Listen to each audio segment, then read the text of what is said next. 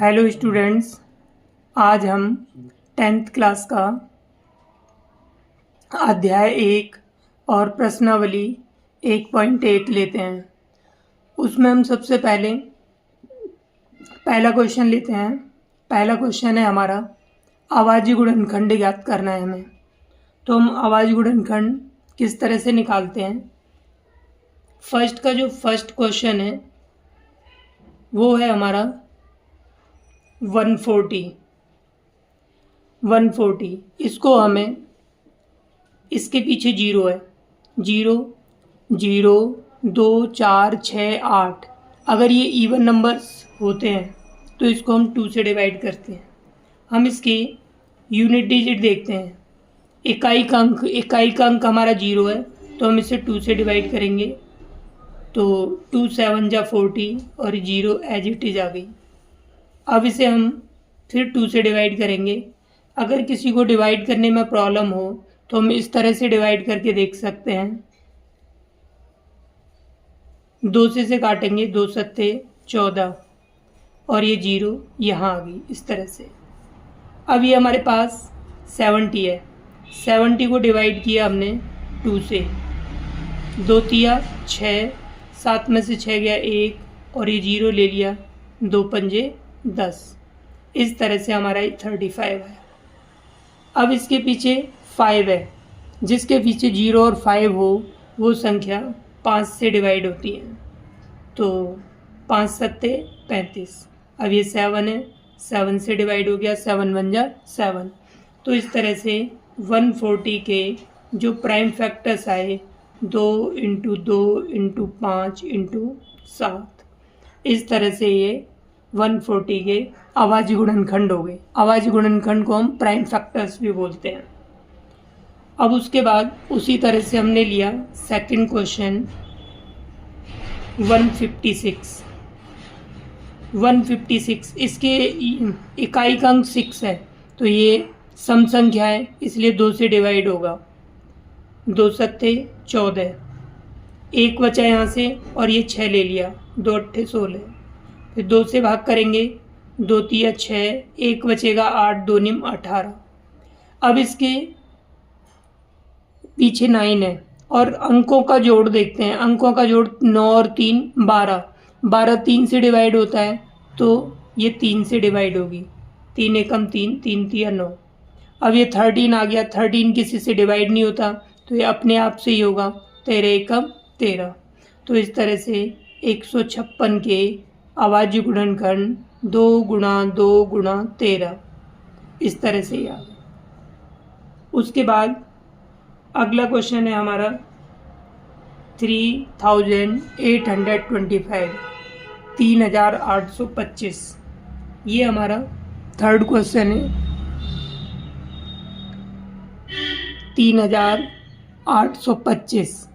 3825 इसकी इकाई का अंक 5 है, तो हम इसे 5 से डिवाइड करेंगे।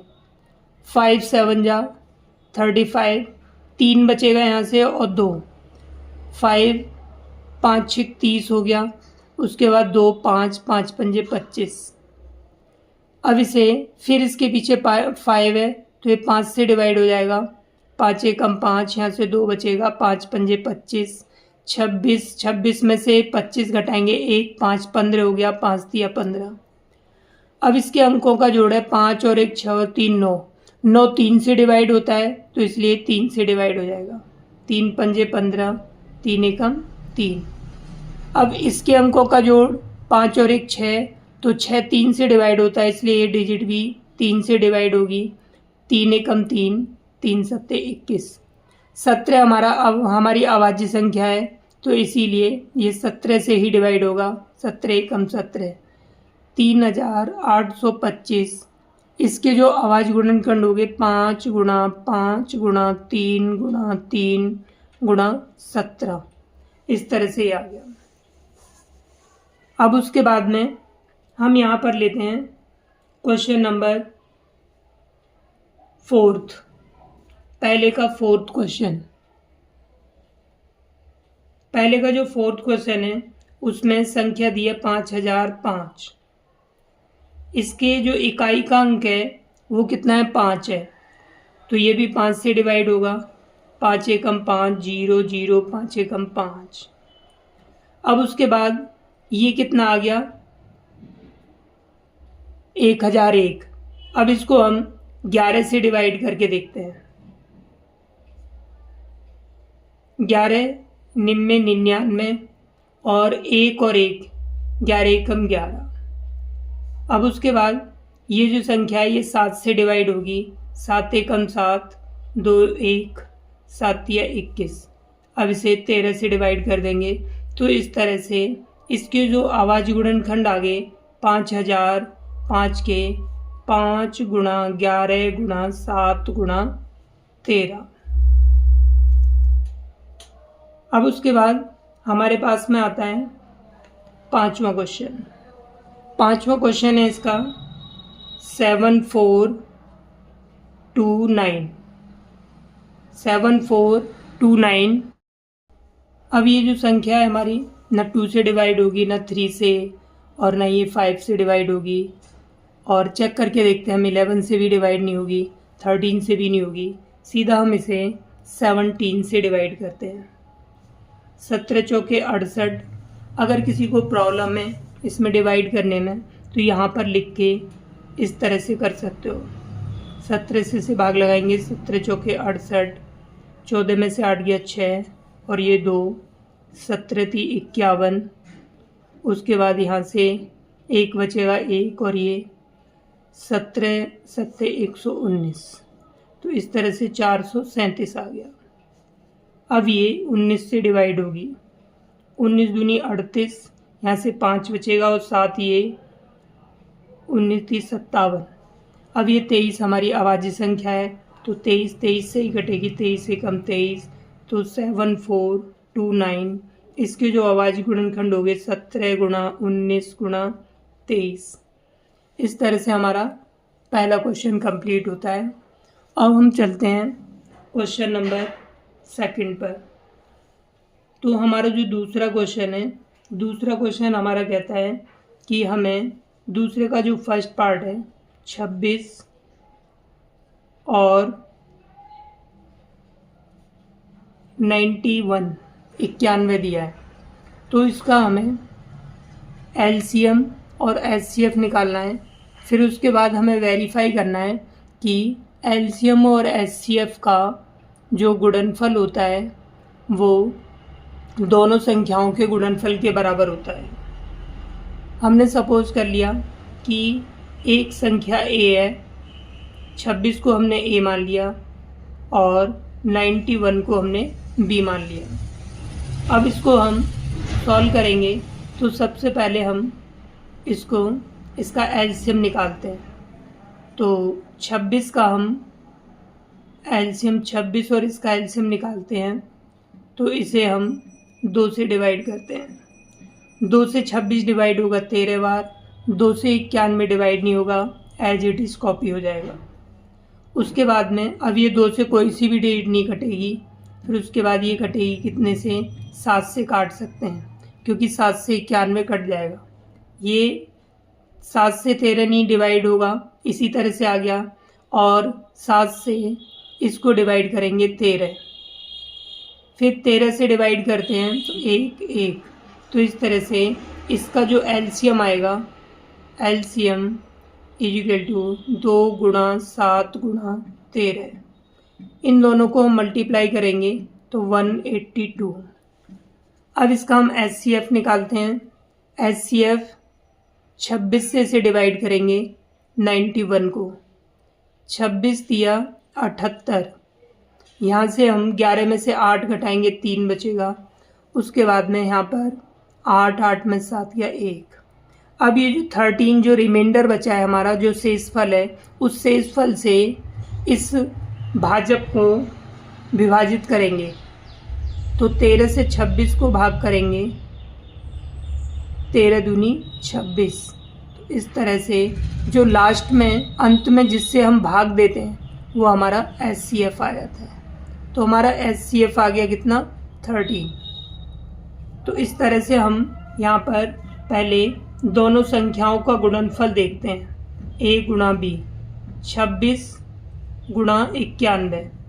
अब 26 को हम 91 से गुणा करते हैं, तो यहाँ पर हम करके देख लेते हैं। 26 को 91 से गुणा करते हैं तो ये हो गया 6 एकम 6, 6 निम 54, 2 एकम 2, 2 निम 18।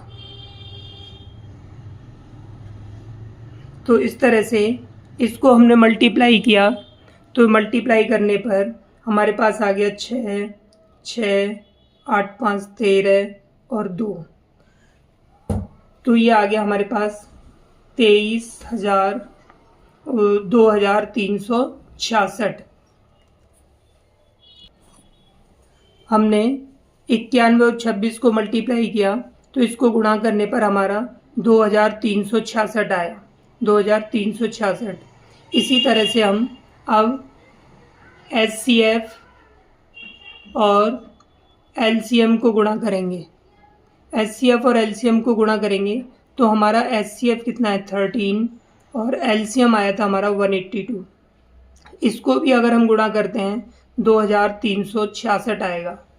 तो इस तरह से हम देखते हैं कि दोनों संख्याओं का जो गुणनफल है A गुणा B बराबर HCF गुणा LCM क्या आ गया। तो हमें इस क्वेश्चन में यही प्रूफ करना था कि दो संख्याओं का गुणनफल उनके HCF और LCM के गुणनफल के बराबर। इसी तरह से आप दूसरे क्वेश्चन के और जो बाकी दो क्वेश्चन बचे हैं उन्हें इसी तरह हल कर सकते हो। अब हम लेते हैं तीसरा क्वेश्चन। तीसरा क्वेश्चन है, ये हमें प्राइम फैक्टराइजेशन मेथड से करना है, मतलब अभाज्य गुणनखंड विधि के द्वारा। अभाज्य गुणनखंड विधि, जैसे हमें क्वेश्चन दिया है 12, 15 और 21, तो इसको हमें अभाज्य गुणनखंड विधि से करना है। तो हमारी अभाज्य गुणनखंड विधि क्या होती है कि हम सबसे पहले 12 के प्राइम फैक्टर करते हैं। तो 12 के जो फैक्टर होंगे 2 छिक्के 12, 2 तिया 6, 3 एकम 3। तो इस तरह से हमारे जो 12 के फैक्टर आए वो आगे 2 गुणा 2 गुणा 3। अब है हमारे पास 15, हम 15 के अभाज्य गुणनखंड करते हैं, 3 से कटेगा ये, 3 पंजे 15, 5 एकम 5। तो 15 के जो फैक्टर आए हमारे 3 गुणा 5 आए। अब हम 21 के फैक्टर करते हैं, तो 3 से कटेगा, 3 सत्ते 21, 7 एकम 7। तो इसके जो फैक्टर आए हमारे 3 गुणा 7 आ गए। तो इस तरह से हमने इनके अभाज्य गुणनखंड कर लिए। हम सबसे पहले इनमें कॉमन निकालते हैं, यानी कि HCF निकालेंगे। तो उसके लिए हमें देखना होगा क्या कॉमन है। तो हम यहाँ पर HCF सबसे पहले निकालते हैं। तो हम क्या करते हैं, जो डिजिट दिए हैं हमें उन डिजिटों को हम पहले यहाँ लिख लेते हैं। पहले 2 दिए हमें, फिर एक 3 दिए, 2, 3, फिर उसके बाद 5 है और इसमें 7 है। हमने इनकी तीनों संख्याओं की जो डिजिट थी उन सबको लिख लिया हमने। अब हम देखते हैं 2 इसमें कितनी बार है, 2 बार। इसमें कितनी बार है, 1 बार। और यहाँ पर हमने लिख लिया 2 बार। और दूसरे वाले में हमारा कितना है, 0 बार, यानी कि है ही नहीं इसमें। और इसमें भी 0 बार। उसके बाद अब हम 3 को देखते हैं। 3 इसमें पहली संख्या में 1 बार, इसमें भी 1 बार और इसमें भी 1 बार। अब हम 5 को देखते हैं। अब ये जो 5 पहली संख्या में है ही नहीं तो 0 लिखेंगे। दूसरी संख्या में 1 बार है, तीसरी संख्या में है ही नहीं। अब हम 7 देखते हैं, इसमें नहीं है पहली संख्या में, दूसरी में नहीं है, इसमें 1 बार है। तो जब हम HCF निकालते हैं तो सबसे कम बार वाला लेते हैं। तो हम 2 लेंगे 0 बार वाला, यानी कि 0 बार इसका मतलब लिखना ही नहीं है। फिर हम पहली बार, इसमें सबसे छोटी संख्या 1 ही है क्योंकि सब समान है, तो 1 बार वाला ले लिया हमने। तो एक बार वाले का मतलब 3 एक बार लिख दिया। अब यहाँ पे 5 है, 5 यहाँ पे सबसे छोटा 0 बार है तो नहीं लिखेंगे। और यहाँ पर 7 है, 7 भी हमारा 0 बार है तो इसे भी नहीं लिखेंगे। तो इसलिए HCF हमारा कितना आ गया 3। अगर हमें LCM निकालना है, जैसे LCM निकालना है तो हम इसमें से जो ज़्यादा बार आया वो लेंगे। 2 कितनी बार आया ज़्यादा, 2 बार, तो 2 बार लिखेंगे, 2 की पावर 2 लिख देंगे। और उसके बाद 3 कितनी बार आया है, बड़ा, एक ही है तो एक बार लिख देंगे। और 5 एक बार लिखेंगे। और 7 जो लिखेंगे वो भी एक बार लिखेंगे। तो इस तरह से इसको हम सॉल्व कर देंगे। 2 की पावर 4 इंटू 3 इंटू 5 इंटू 7, 4 तिया 12 पंजे 60, 60 6 सत्ते 42, यानी कि 420 हमारा इसका LCM आ गया। इस तरह से हम इनके LCM निकाल सकते हैं प्राइम फैक्टराइजेशन मेथड से। अब हम इस क्वेश्चन को एक अलग एग्जाम्पल के द्वारा समझते हैं। ये मैं अपनी तरफ से एक क्वेश्चन लिखता हूँ तुम्हें समझाने के लिए। जैसे कि हमने लिया 60, 80 और ये 72, ये हमने संख्या ली। अब इसके हम 60 के प्राइम फैक्टर करते हैं। तो 60 को 2 से डिवाइड करेंगे 30 आएगा। फिर हम 2 से डिवाइड करेंगे 15 आएगा। 3 से डिवाइड करेंगे 5 आएगा। 5 से डिवाइड करेंगे 1 आएगा। इसी तरह से अब 80 के हम गुणनखंड करते हैं। 2 से भाग करेंगे 40, 2 से करेंगे 20, 2 से करेंगे 10, फिर 2 से करेंगे 5, 5 से करेंगे 1। तब तक हम फैक्टर करते रहते हैं जब तक 1 ना आ जाए लास्ट में। अब 72 ले लिया। 2 से डिवाइड करेंगे 36, 2 से करेंगे 18, फिर 2 से करेंगे 9, 3 से करेंगे 3, फिर 3 से करेंगे 1। इस तरह से ये संख्याएं आ गई हमारी। अब यहाँ पे लिखेंगे 60 के फैक्टर लिखते हैं। तो 60 के फैक्टर हमारे ये आगे 2 गुणा 2 गुणा 3 गुणा 5। 80 के अभाज्य गुणनखंड हो गए 2 गुणा 2 गुणा 2 गुणा 2 गुणा 5। 72 के हो गए 2 गुणा 2 गुणा 2 गुणा 3 गुणा 3। अब यहाँ पर हम ये देखते हैं कि इनमें कौन कौन सी डिजिट हैं। हमारे पास में यहाँ पर 2 है और एक 3 है और एक 5 है। यहाँ पे हमारे पास 3 ही डिजिट हैं। अब 2 कितनी बार है 60 में, 2 बार। उसके बाद 80 में कितनी बार है, 4 बार। और 72 में कितनी बार है, 3 बार। अब 3 देखते हैं। 60 में 1 बार, 80 में है ही नहीं, 72 में 2 बार। उसके बाद में हम यहाँ पर 5 को देखते हैं। 60 में 1 बार है, 80 में 1 बार है और 72 में है ही नहीं। अब हम इसे सॉल्व करते हैं। हम सबसे पहले इसमें HCF निकालते हैं। तो HCF मैंने कहा था HCF की फुल फॉर्म क्या होती है, highest common factor. Highest common factor. तो हम इसमें ये देखते हैं कि जो सबसे कम बार आया है, जो सबसे कम बार आया है। अब देखो 2 है, 2 यहाँ पे 2 बार आया, इसमें 4 बार आया, इसमें 3 बार आया, तो हम 2 बार वाला लेंगे। तो 2 गुणा 2। अब 3 को देखते हैं। 3 कम बार 0, तो यानी कि 3 को लेंगे ही नहीं हम। और यहाँ पे 5 भी 0, तो इस 5 को भी नहीं लेंगे, इसलिए इसका HCF आ गया 4। अब हम LCM लेते हैं।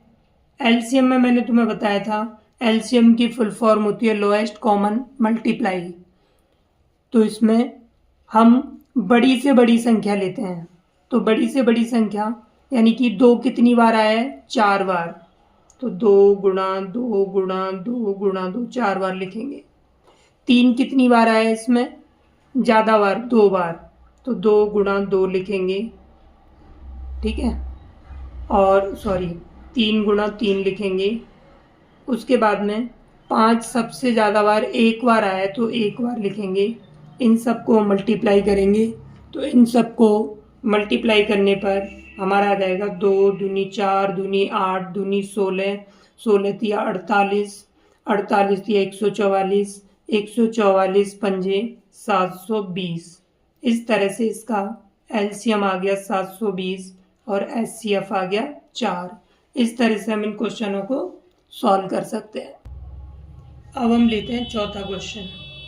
जो हमारा चौथा क्वेश्चन है उसमें एचसीएफ दो संख्याओं का, वो संख्याएं 306 और 657 है और एचसीएफ हमें दिया है इसका 9।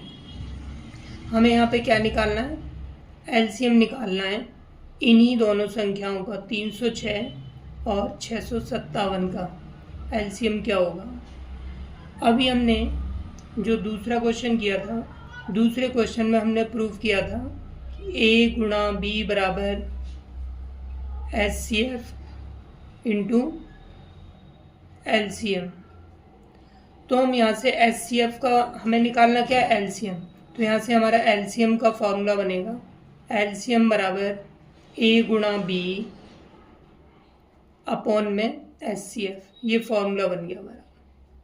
तो हमारे पास ए गुणा बी, ये नंबर्स, इसको ए मान लिया, इसको बी मान लिया, तो हमने यहाँ पे 306 लिखा, फिर गुणा 657 बटे में हमारा कितना आ गया? एचसीएफ है 9। 9 से ये भी डिवाइड हो जाएगा, ये भी, किसी को भी काट लो। 9 से डिवाइड करेंगे, 9 सत्ते 63। अब उसके बाद में कितना बचा हमारे पास में? 2 7 27, 9 तिया 27। अब हम 306 को 73 से मल्टीप्लाई करते हैं। अब इन्हें मल्टीप्लाई करते हैं हम। 306 को 73 से मल्टीप्लाई करेंगे, 3 6 18, 3 तिया 9, 7 6 42, 7 तिया 21, 8 3 और 4 13 और ये 22। तो हमारा आ गया 22,338। तो ये हमारा इसका एलसीएम आ गया। इस तरह से हम इस क्वेश्चन को सॉल्व कर। अब हमारा पांचवा क्वेश्चन है कि 6 की पावर n 0 पर यानी 0 पर समाप्त हो सकती है या नहीं। तो हम क्या करते हैं, इसके सबसे पहले हमें मालूम होना चाहिए कि किसी भी संख्या को हम लिखेंगे, किसी भी संख्या को 0 पर समाप्त होने के लिए उसके अभाज्य गुणनखंड में 2 गुणा 5 गुणनखंड अवश्य होने चाहिए। 6 की पावर n के हम अभाज्य गुणनखंड करते हैं तो 2 गुणा 3 की पावर n होगा। तो इसके जो अभाज्य गुणनखंड है 2 गुणा 3 है, 2 तो है इसमें लेकिन 5 नहीं है। हमें दोनों ही चाहिए क्योंकि 2 को 5 से गुणा करते हैं 10 आता है, तो अंत में 0 आ जाती है। तो इसीलिए 6 की पावर n डेफिनेटली 0 पर समाप्त नहीं होगी। तो हम लिख सकते हैं कि 6 की पावर n में 2 गुणा 5 अभाज्य गुणनखंड नहीं है, अतः 6 की पावर n 0 पर समाप्त नहीं हो सकती। ये इसका आंसर। अब हम लेते हैं छठा क्वेश्चन। छठा क्वेश्चन है हमारा कि बताना है कि हमारी भाज्य संख्या है या नहीं। तो इसमें एक ही क्वेश्चन में 2 क्वेश्चन दिए हुए हैं। 7 गुणा 11 गुणा 13 प्लस 13। और दूसरा क्वेश्चन है हमारा 7 गुणा 6 गुणा 5 गुणा 4 गुणा 3 गुणा 1 प्लस 5। तो हम यहाँ पर देखते हैं कि एक संख्या हमारी ये हो गई और दूसरी संख्या ये हो गई।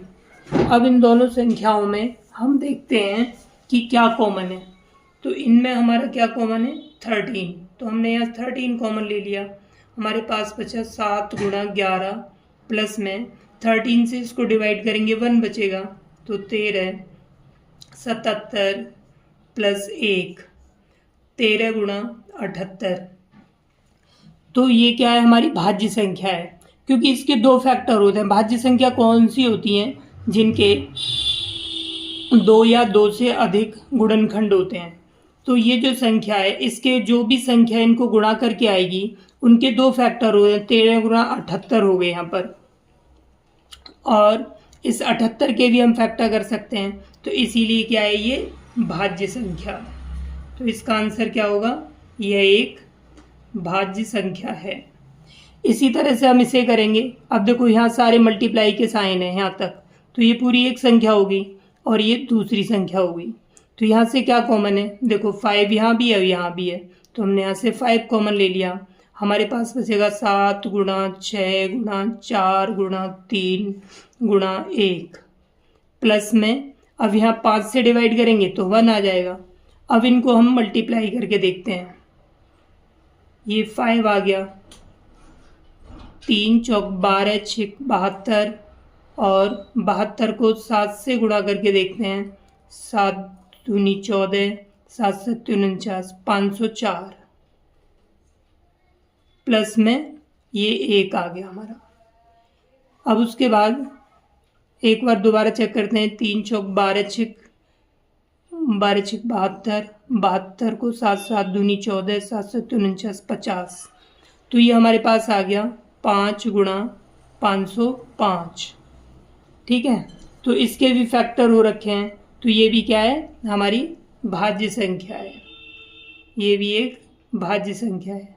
तो इस तरह से हम इन क्वेश्चनों को सॉल्व करके देख सकते हैं कि ये भाज्य संख्या है या नहीं। अब हमारा ये 7वां क्वेश्चन है।